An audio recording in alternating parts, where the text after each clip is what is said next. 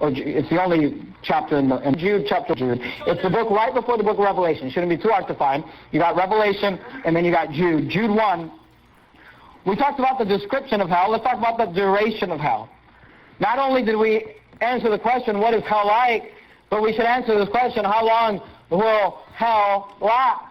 When someone goes to hell, how long are they there for? Jude 1 and verse 6, the Bible says, "And the angels which kept not the first estate, but left their own habitation, he hath reserved in," I want you to notice this word, everlasting chains.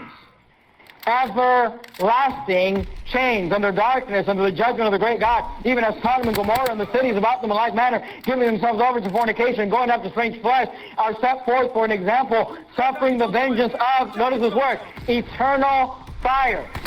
You say, how long does hell last for? For everlasting.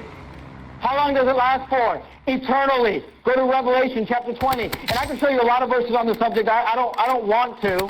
And honestly, I don't want to, there's so many verses I have to cut out of this sermon, because there's so many passages that talk about hell. And I don't want to spend a long time talking about this subject, but I want you to look at enough Bible to get a good picture of what hell is like. Revelation chapter 20, and look at verse number 10. Revelation chapter 20 and verse 10, the Bible says this, "And the devil that deceived them was cast into the lake of fire and brimstone, where the beast and the false prophet are, and shall be tormented day and night," notice, "forever and ever."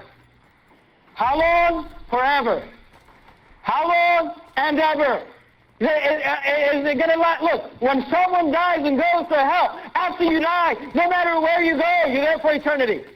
If you go to heaven, you're there for eternity. And if you go to hell, you're there for eternity. There are religions today that teach that hell doesn't last that long, or that hell is not forever. The Jehovah's Witnesses will teach that when you go to the lake of fire, you basically just burn up and you're just there. You're not there very long. The Seventh-day Adventists will teach that you basically just burn up and you're not there very long. But listen to me, that's not what the Bible teaches. The Bible says you're there forever and ever. I remember one time I was giving the gospel to one of the Jehovah's Witness elders. He lives just right down the street from my house. He's one of the main leaders. He speaks at the big Jehovah's Witness gathering in San Francisco every year. And I was giving him the gospel, and I showed him this verse where it says, you know, tormented day and night, forever and ever. And here's what he said to me. He said, when it says there forever and ever, it doesn't mean forever and ever. It just means for like a long period of time. And I'm like, what do you mean? And he says to me, right there, that forever and ever, that actually means like about 20 years. I'm thinking to myself, like, look, I'd love to believe that. I'd love to believe that, you know, but here's the thing. I think if God meant 20 years, he would have said 20 years. I think he's done it forever and ever. I think he's done eternal. I think he's done everlasting. Because that's what he wanted us to believe. And look, you can sit there and say, well, that word doesn't mean this and that word doesn't mean that. But at the end of the day, you've got to decide, do you believe the Bible or not? Do you believe the Word of God or not? Go to Matthew 25, look at verse 46. Should be fairly easy to find. First book. We're going from the last book in the New Testament to the first book in the New Testament. Matthew 25. Matthew 25, you say, are you mad at these Jehovah's Witnesses? Are you mad at these Seventh-day Adventists? No, I feel bad for them. I want to give them the gospel. I want to get them saved. I want them to see the truth. You know, people are being led astray today, being told by preachers that hell is not a real place.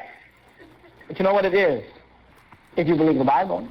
Matthew 25 and verse 46, notice what the Bible says, and the 25 verse 46, Matthew 25, 46, and these shall go away into everlasting punishment. How long will the punishment last? Everlastingly. How long will it last? Forever. But the righteous into life eternal. How long does the eternal life last? Forever.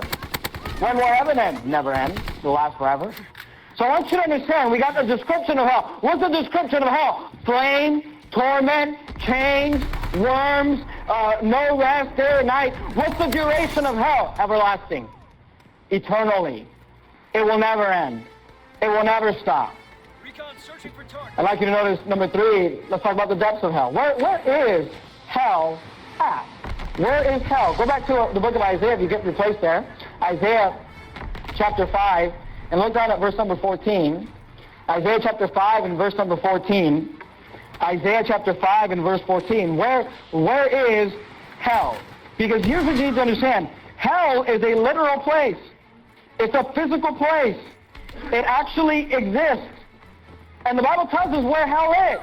Isaiah 5 and verse 14 says this, therefore hell hath enlarged herself. I want you to remember that because we're going to talk about that again at the end of the sermon. Therefore hell hath enlarged herself and openeth her mouth without measure, and their glory and their multitude and their pomp. Notice, it doesn't matter how rich, doesn't matter how famous, doesn't matter how much you had. He says their glory and their multitude and their pomp, and he that rejoiceth. Notice, I want you to notice what the Bible says, shall descend into it.